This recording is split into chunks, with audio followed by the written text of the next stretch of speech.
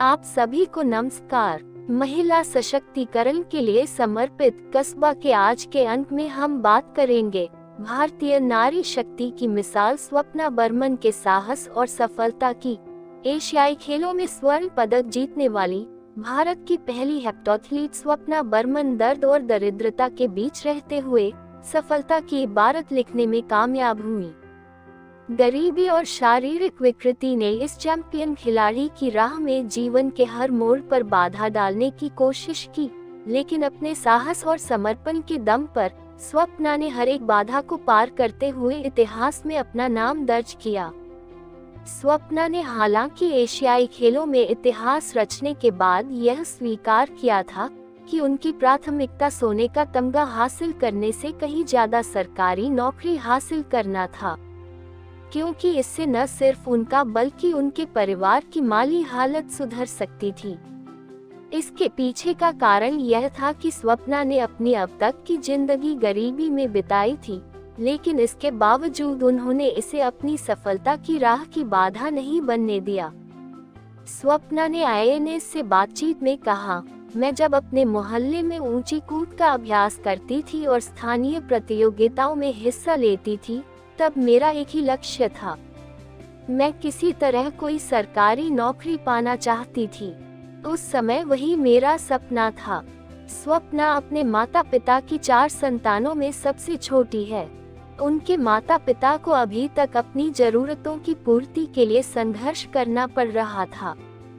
उत्तर बंगाल में राजबोंशी जनजाति से ताल्लुक रखने वाली स्वप्ना की मां घरों में काम करने के अलावा अतिरिक्त आमदनी के लिए चाय बागानों में भी काम करती थी।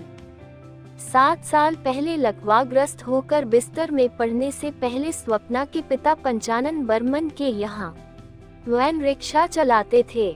स्वप्ना ने बताया, आजीविका चलाने के लिए मेरे अन्य 3 भाई बहन संघर्ष करते थे।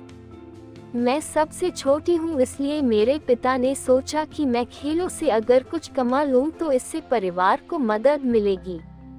अगस्त में हुए एशियाई खेलों में 2 दिन के कार्यक्रम में 7 दौर के कड़े मुकाबले में कुल 6026 अंक हासिल कर अपने करियर का सर्वश्रेष्ठ प्रदर्शन करने वाली स्वप्ना ने न सिर्फ वित्तीय बाधाओं को पार किया, बल्कि अपने दोनों पैरों की 6 अंगुलियों की परेशानियों को भी मात दी।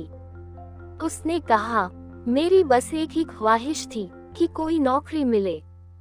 स्वप्ना ने कहा, मेरा सपना अब अपने देश को आगे ले जाना और आप सबको गौरवान्वित करना है। उन्होंने कहा कि उनके साथ अब अलग तरह से बर्ताव नहीं होना चाहिए, क्योंकि अभी तो सफर की शुरुआत ही हुई है। स्वप्ना ने जकार्ता में दांत के संक्रमण के बावजूद पहला स्थान हासिल किया। दांत के दर्द को कम करने के लिए उन्होंने पूरी स्पर्धा के दौरान दर्द निवारक टेप का इस्तेमाल किया। उन्होंने बताया, अपनी स्पर्धा से पहले मैं कुछ नहीं खा पाई थी। मैं इतनी बीमार थी कि आपको बता नहीं सकती। मैं सिर्फ यह जानती थी कि मुझे जीतना है, क्योंकि मेरे वर्षों का संघर्ष इसी पर निर्भर था।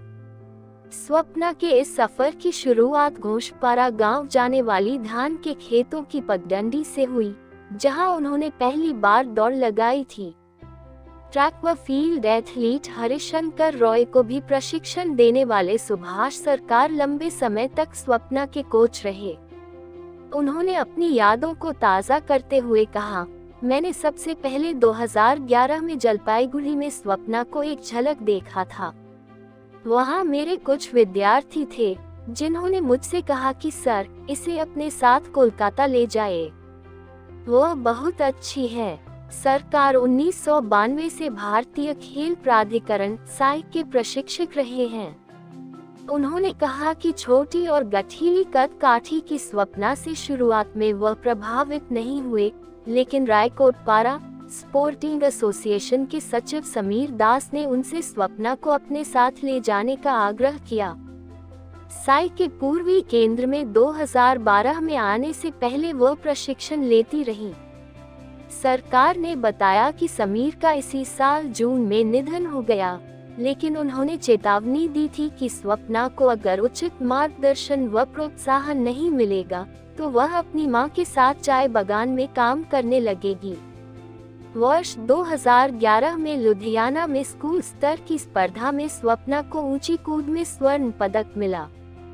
कोच सरकार फिर भी प्रभावित नहीं थे, लेकिन अगले कुछ साल में स्वप्ना ने आकर्षक प्रदर्शन किया।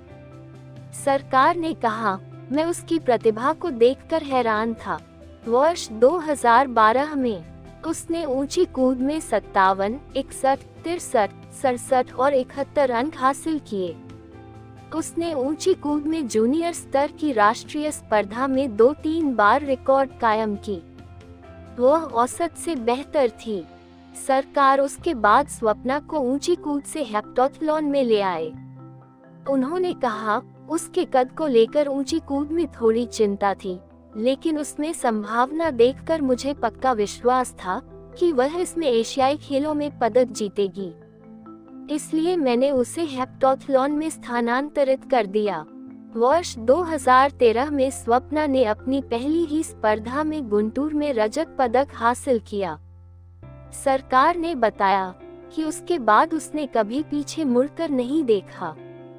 स्वप्ना 17 साल की उम्र में 17वीं federation cup senior athletics championship में शामिल हुई और उसने 5400 अंक हासिल कर दक्षिण कोरिया में आयोजित होने वाले एशियाई खेल के लिए क्वालिफाई किया।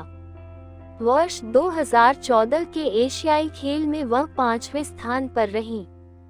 सामाजिक समस्याओं और पीठ की चोट के कारण 2015 से 2016 के बीच वह खेल से बाहर रही। वह वापस घर लौट चुकी थी और दोबारा मैदान में नहीं उतरने का मन बना चुकी थी, लेकिन कोच सरकार उसे दोबारा खेल में लेकर आए और वह 2017 में एशियाई एथलेटिक्स चैंपियनशिप में सोना जीतने में कामयाब रही। एशियाई खेलों से पहले सब कुछ योजनाबद्ध तरीके से चल रहा था और स्वप्ना 6200 अंक के दायरे को पार करने को लेकर आश्वस्त थी, लेकिन पटियाला में राष्ट्रीय शिविर के दौरान टखने की चोट, घुटने की नस में खिंचाव और पेट के निचले हिस्से में तकलीफ के कारण उसके अभियान पर एक बार फिर खतरे का बादल छा गया। सरकार ने हालांकि कहा कि इस बार वह हार नहीं मानने वाली थी, जबकि एथलेटिक्स फेडरेशन के अधिकारी भी उसकी फिटनेस को लेकर आश्वस्त नहीं थे। स्वप्ना का अगला लक्ष्य 2020 में टोक्यो में होने वाला ओलंपिक था। 2019 में वह हालांकि किसी बड़ी प्रतियोगिता में हिस्सा नहीं ले पाएंगी, क्योंकि उन्हें जल्द स्वस्थ होने की आवश्यकता है।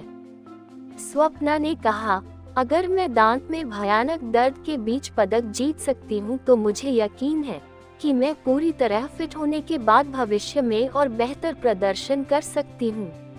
कस्बा इस महान भारतीय नारी को उसकी कड़ी मेहनत, पक्के इरादे और अनुशासन के लिए प्रणाम करता है और कामना करता है कि हमारे भारत में हर दिन ऐसी बेटियों का जन्म हो। स्वप्ना बर्मन जी को एक बार फिर बहुत बहुत बधाई एवं शुभकामनाएं।